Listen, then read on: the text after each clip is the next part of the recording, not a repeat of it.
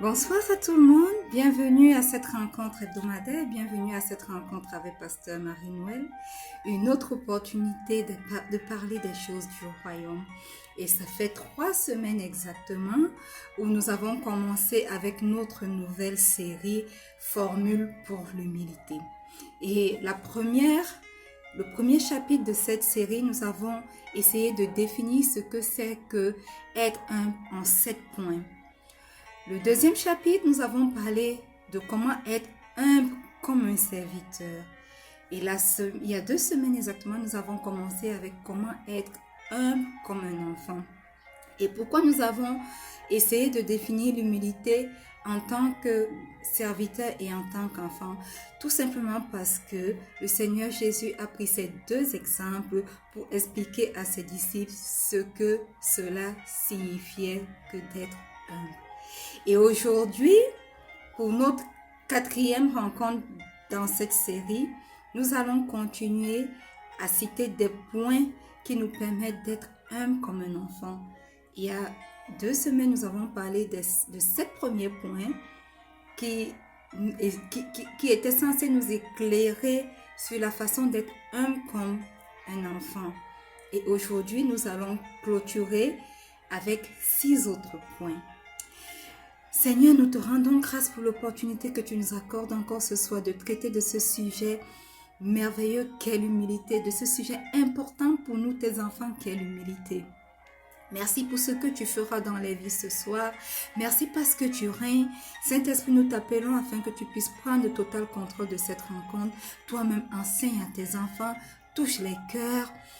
Manifeste-toi puissamment, change des vies, change des façons de penser et que ceux que tu as disposés ce soir puissent recevoir de toi et même tous ceux qui seront connectés ou en replay pour pouvoir recevoir ce message, qu'ils puissent recevoir de toi au nom puissant de Jésus. Amen. Comme je l'ai dit, nous allons continuer avec être humble comme un enfant. Alléluia. Je vous invite pour ceux qui n'ont pas suivi la première partie de ce chapitre à rentrer sur nos différentes plateformes pour pouvoir écouter les 7 premiers points qui ont été discutés. Aujourd'hui, nous allons clôturer avec comment être humble comme un enfant ou bien ce que signifie être humble comme un enfant en 6 points. Alléluia. Amen. Bienvenue à tous ceux qui sont connectés. Bienvenue à tous ceux qui écoutent en replay.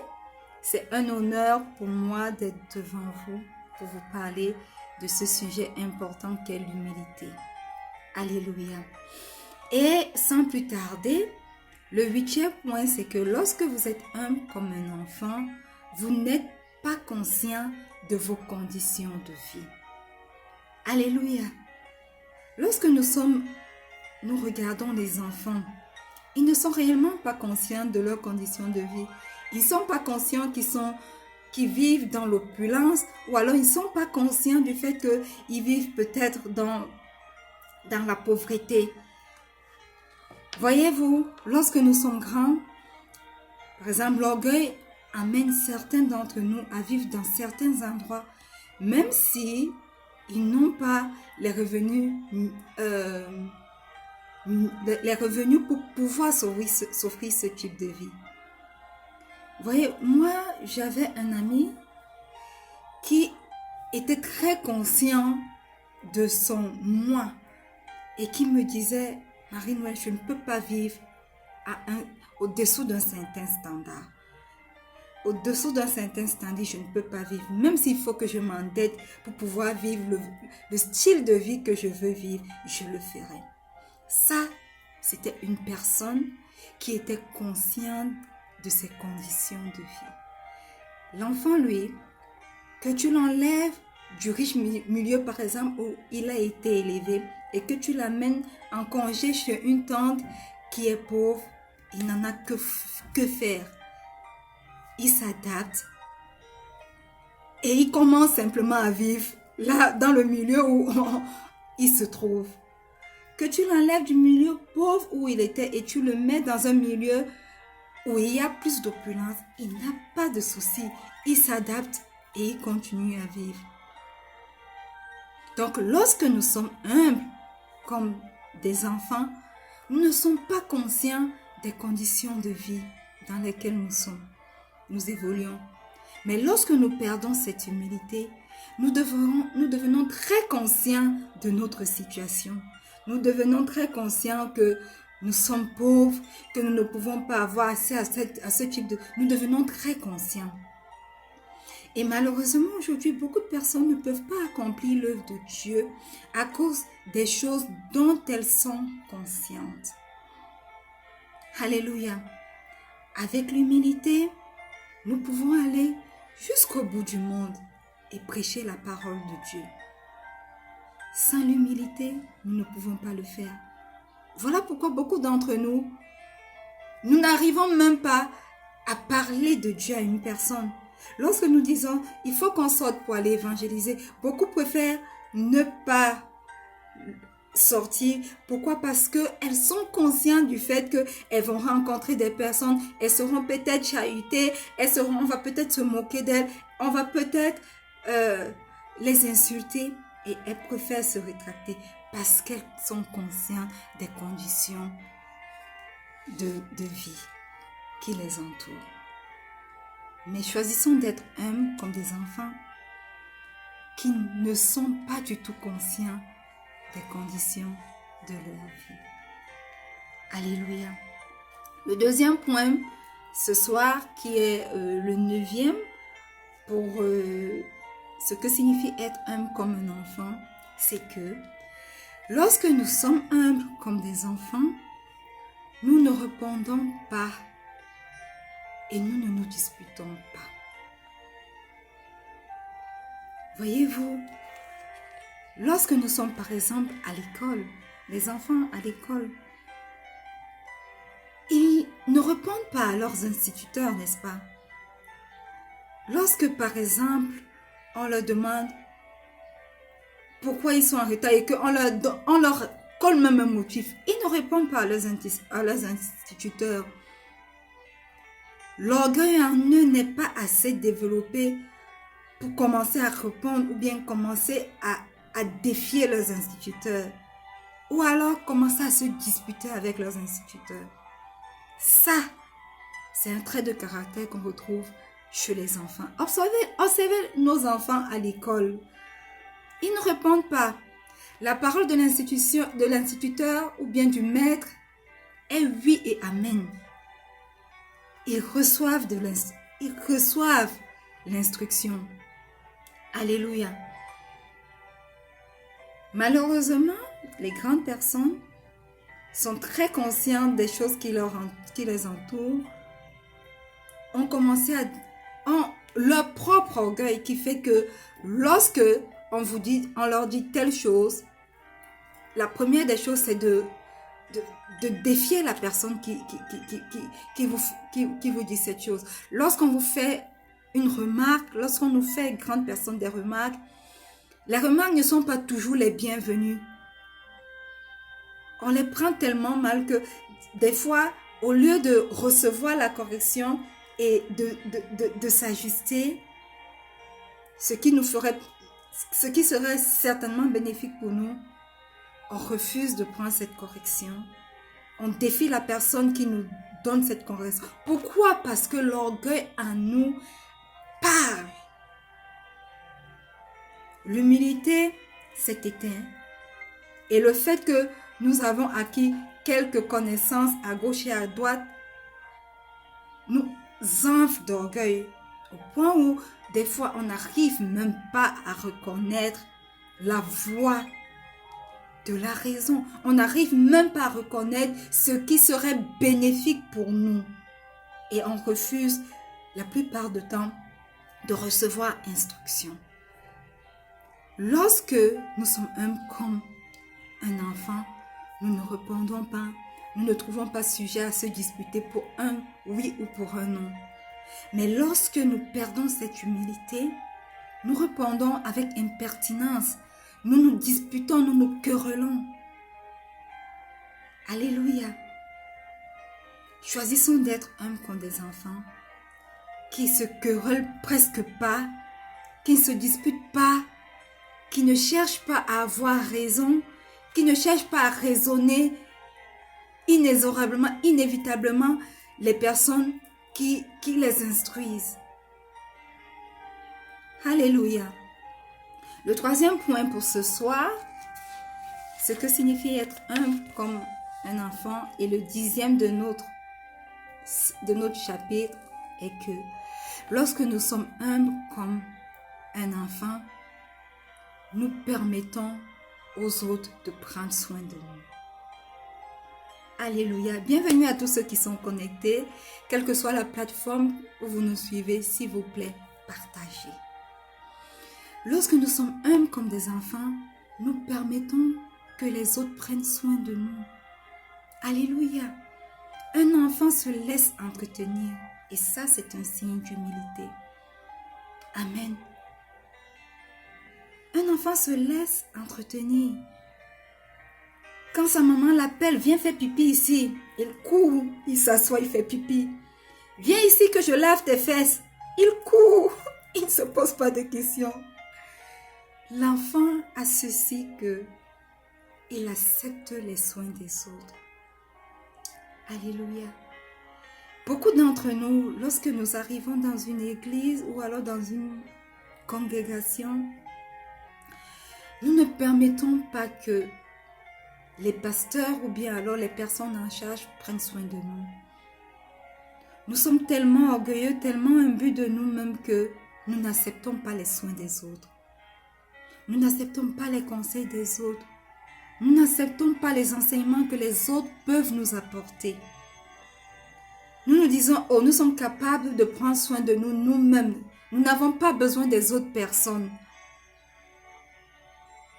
Et malheureusement, ça, c'est un signe d'orgueil. Vous allez voir beaucoup de personnes qui ont atteint un certain niveau d'éducation et qui peuvent avoir un certain type d'emploi. Pour ces personnes, ça devient une expérience humiliante que de se laisser entretenir par un simple pasteur. Et en ce moment, c'est l'orgueil en nous qui parle. Les petits enfants sont tellement humbles qu'ils se laissent entretenir par leur père, par leur mère, par toutes les autres personnes. Ces enfants se laissent entretenir. Choisissons de devenir humbles comme les petits enfants et de se laisser entretenir. Dieu a besoin de prendre soin de nous et nous avons besoin que Dieu prenne soin de nous. Et Dieu ne descendra jamais du ciel pour venir prendre soin directement de nous.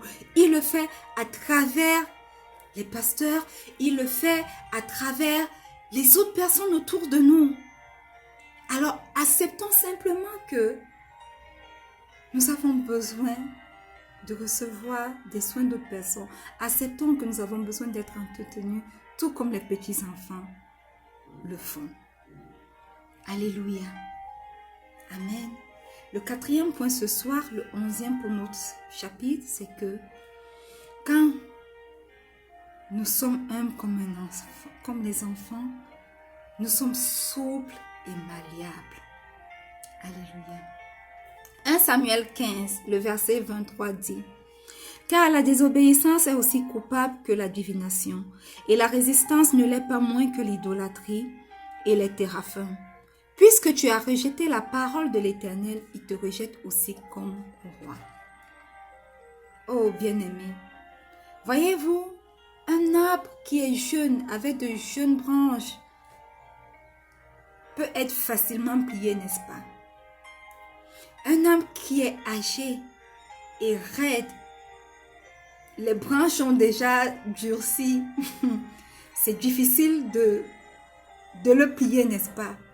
Il faut apporter une hache pour couper. On ne peut plus le manier aisément. On ne peut plus le plier facilement. Plus nous ressemblons à des enfants, plus facilement nous changeons d'avis. plus nous ressemblons à un arbre qui est mature, moins nous changeons d'avis. Les adultes changent rarement d'avis lorsqu'ils ont un point de vue sur une situation donnée. Alléluia. Plus nous ressemblons à un enfant, plus facilement nous rejoignons un flot, quelque chose qui est en train de se passer. Nous nous adaptons et nous ressemblons, nous rejoignons rapidement ce mouvement. Plus nous sommes des adultes, moins nous rejoignons des mouvements que nous ne comprenons pas. Nous ne coulons pas facilement avec des choses que nous ne comprenons pas. Nous mettons la raison devant, nous mettons la science devant, nous mettons le raisonnement devant, nous mettons les pensées devant. Et ça devient difficile pour nous de recevoir des choses nouvelles. Voyez-vous, lorsque nous sommes comme des enfants, nous sommes souples, nous sommes faciles à manier. Beaucoup de personnes pensent que c'est de la faiblesse. Oh non! Ce n'est pas de la faiblesse que de changer rapidement d'avis lorsque nous nous rendons compte que nous avons peut-être tort. Ce n'est pas de la faiblesse que d'obéir rapidement à la Bible, aux instructions. Oh non, ce n'est pas une faiblesse. Les enfants le font facilement. Voilà pourquoi ils sont humbles. Lorsque nous perdons cette humilité, nous devenons des personnes dures, des personnes qu'on ne peut pas manier, des personnes qui ne peuvent pas recevoir instruction, des personnes qui ne sont pas productives et qui sont têtues. Décidons de devenir comme des enfants qui sont obéissants, qui ne sont pas coupables de divination, qui ne sont pas résistants aux instructions, qui sont souples, qui sont malléables. Et nous verrons que nous serons davantage des êtres humbles. Alléluia. Amen. Le 5e point aujourd'hui, qui est le 12e pour notre chapitre, c'est que lorsque nous sommes humbles comme des enfants, nous sommes ouverts et transparents. Genèse 3, le verset 10 à 11 dit: Il répondit: J'ai entendu ta voix dans le jardin et j'ai eu peur parce que je suis nu et je me suis caché. Et l'Éternel Dieu dit: Qui t'a appris que tu es nu? Est-ce que tu as mangé de l'arbre dont je t'ai défendu de manger? Le tout premier effet du péché était de se couvrir et de devenir cachotier, réservé et renfermé. Voyez-vous, bien-aimés, se cacher, cacher des secrets et refuser de s'ouvrir est un signe d'orgueil. Lorsqu'Adam a péché, la première des choses qu'il a fait, c'était de se cacher, de se renfermer. Qu'est-ce qu'un enfant fait? Un enfant, lorsque il se lève, il n'est même pas conscient qu'il est nu. Il marche partout. C'est sa maman qui va lui dire: hey, va porter ton caleçon ou bien machin. Il n'est même pas conscient de sa nudité. Et c'est comme ça qu'Adam et Ève étaient au commencement dans le jardin d'Éden. Lorsque le péché est entré en eux, lorsque l'orgueil a pris effet dans leur vie, ils ont perdu cette humilité qui leur permettait de ne pas se cacher du Seigneur Jésus, de leur Dieu. De ne pas se cacher à l'appel de leur Dieu. Ils ont perdu cette humilité et ils ont commencé à se cacher. Ils ont commencé à avoir des secrets. Ils ont mis une barrière entre le Seigneur et eux. Lorsque nous perdons l'humilité qui est d'être ouverts et transparents, nous ne pouvons plus dire nos choses aux gens. Nous ne pouvons plus nous confier à nos hommes de Dieu. Nous ne pouvons plus nous confier aux personnes que le Seigneur a mis sur nos vies, au-dessus de nous. Lorsque nous perdons cette humilité, nous commençons à devenir cachotiers. Oh, ces pasteurs-là même, ils aiment trop connaître la vie des gens. Est-ce qu'ils sont Dieu? Voyez-vous, ce que vous avez de la peine à dire aux personnes que vous voyez, pensez-vous réellement que vous pouvez le dire à Dieu? Adam, qui était en contact perpétuel avec Dieu. Quand l'orgueil est entré, il s'est caché de Dieu. À plus forte raison. Lorsque nous perdons cette humilité d'être ouverts et transparents, nous commençons à être cachotiers, réservés et renfermés. Nous prenons nos décisions nous-mêmes, nous avons besoin de personne. L'orgueil prend la première place. Alléluia. Amen. Le 6e point ce soir et le dernier, c'est que lorsque nous sommes humbles comme des enfants, nous exprimons nos besoins, notre besoin des autres. Hébreux 11:40 dit: Dieu ayant en vue quelque chose de meilleur pour nous, afin qu'il ne parvinsse pas sans nous à la perfection. Voyez-vous, les enfants dépendent de leurs parents. Les brebis dépendent de leurs bergers. Les pasteurs humbles dépendent d'autres pasteurs. Les chrétiens dépendent de leurs pasteurs, de leurs bergers, de tous, quel que soit le titre qu'ils ont. Alléluia. Nous avons besoin les uns des autres. Tout le monde a besoin d'une petite aide pour mener à bien sa vie. Comme dit l'Écriture, qu'il ne parvinsse pas sans nous à la perfection. Hébreux 11:40. Ceci signifie que quoi? Ceci signifie que nul ne peut être parfait ou aussi grand qu'il devrait l'être sans l'aide des autres. Si la Bible dit alors, ça veut dire que cela est ainsi. Personne de nous ne peut parvenir à la perfection si nous ne nous appuyons pas sur quelqu'un d'autre. Il y a cet adage qui a l'habitude de dire que derrière un grand homme se cache une grande femme. Ce qui signifie qu'un homme a besoin de sa femme pour pouvoir émerger. Et malheureusement, nous vivons dans un monde aujourd'hui où la plupart des personnes sont contentes d'être indépendantes des autres. La plupart des gens n'aimeraient pas suivre ou dépendre des autres dans le monde où nous vivons aujourd'hui. Mais voyez-vous, être dépendant, c'est être humble. Dieu veut que nous dépendions de lui premièrement. Et Dieu veut que nous dépendions également des autres. Alors, lorsque nous avons l'humilité d'un enfant, nous saurons que nous dépendons complètement de Dieu. Et lorsque nous avons l'humilité d'un enfant, nous saurons également que nous dépendons de certaines personnes dans cette vie. Alléluia. Alors, être humble comme un enfant nous permet d'exprimer le besoin des autres dans notre vie. Et lorsque nous perdons cette humilité, nous ne pensons même plus que nous avons besoin des autres.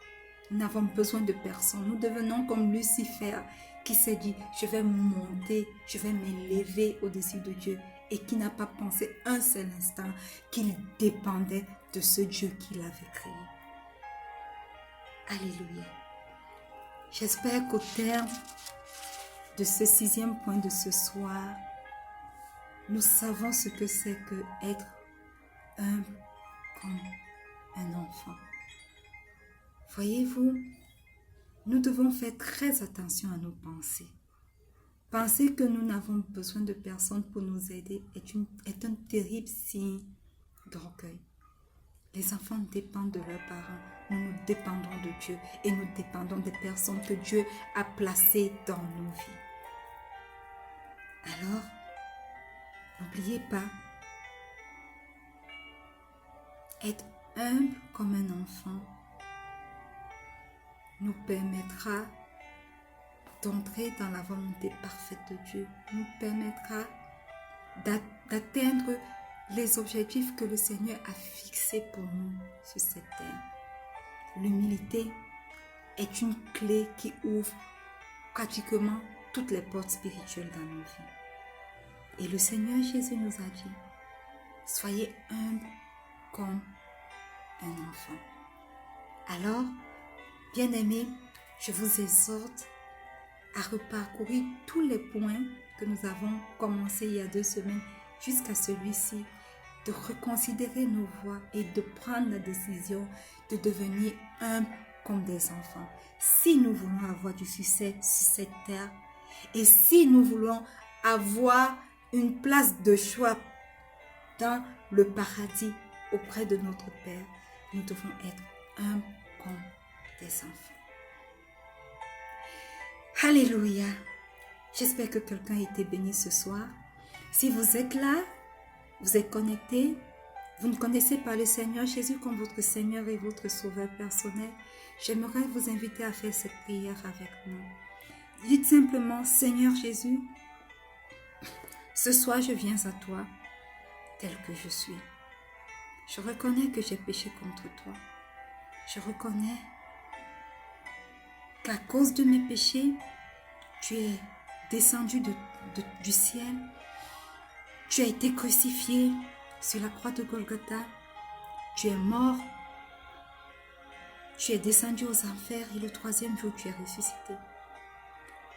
Christ ressuscité ce soir, je t'appelle et je viens faire de toi mon Seigneur et mon Sauveur personnel. Viens et prends le total contrôle de ma vie et forme-toi, Christ ressuscité en moi, de la tête, de ma tête, des cheveux jusqu'à la plante de mes pieds. Forme-toi dans chaque parcelle de mon corps, dans chaque cellule de mon corps et manifeste-toi au nom puissant de Jésus. Saint-Esprit, Esprit de Dieu, Esprit de Jésus, prends le contrôle de ma vie. Et toi qui es l'enseignant par excellence, enseigne-moi et apprête-moi pour l'enlèvement de l'Église au nom puissant de Jésus. Amen. Bien-aimé, si tu as fait cette prière ce soir, sache que tu es né de nouveau et que le Seigneur Jésus, le Christ ressuscité, fait dorénavant partie de toi et vit en toi. Il est ton Seigneur et ton Sauveur personnel. Alléluia. Amen. Nous sommes arrivés au thème de cette rencontre. Merci à tous ceux qui sont connectés, quelles que soient les plateformes. Merci. Sachez que nous nous retrouvons chaque vendredi sur nos différentes plateformes. Sur Facebook, nous nous rencontrons chaque vendredi lorsqu'il est 19h00 UTC plus 1. Sur la page Facebook Rencontre avec Pasteur Marie-Noël, sur le groupe Facebook Rencontre avec Pasteur Marie-Noël et sur mon profil personnel Marie-Noël Sosomunga. Nous nous rencontrons aussi sur YouTube, sur Twitter, sur Instagram. Tapez simplement Rencontre avec Pasteur Marie-Noël et vous serez redirigé, quelle que soit la plateforme où vous êtes. Tapez simplement Rencontre avec Pasteur Marie-Noël. Abonnez-vous pour être notifié pour les prochaines directs. Et si vous avez raté ce direct, ne soyez pas triste. Sachez que on a le replay chaque lundi et chaque jeudi aux mêmes heures, 19h00 UTC plus 1 sur toutes les différentes plateformes. Alléluia. Merci pour tous ceux qui se sont connectés. Merci pour ceux qui ont partagé.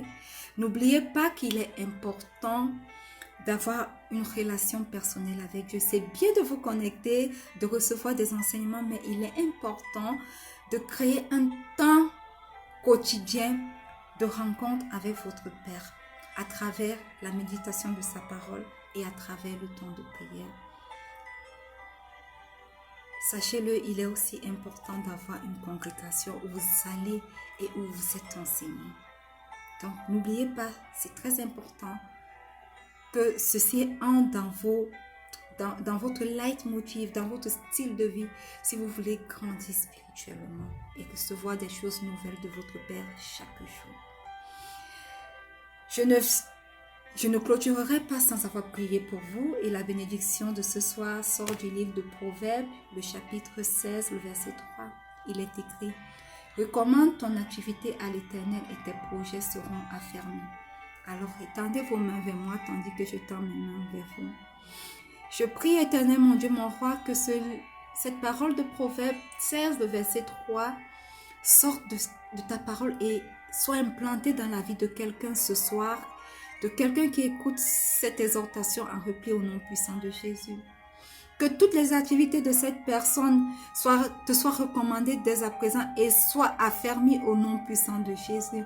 Et parce que ces activités te sont recommandées et sont enfermées en toi, Seigneur, je déclare qu'elles prospèrent. Je déclare que les portes s'ouvrent. Je déclare qu'elles fleurissent, qu'elles portent du fruit, quel que soit le type d'activité, au nom puissant de Jésus. Que cette parole de Proverbe 16, 3, nous garde jusqu'à notre prochaine rencontre, lorsqu'il sera 19h00 UTC plus 1, vendredi prochain, quelle que soit la plateforme, au nom puissant de Jésus. Amen. Bien-aimés, nous sommes arrivés au terme de cette rencontre. Je vous aime, mais le Seigneur Jésus vous aime encore plus. Soyez bénis. Shalom.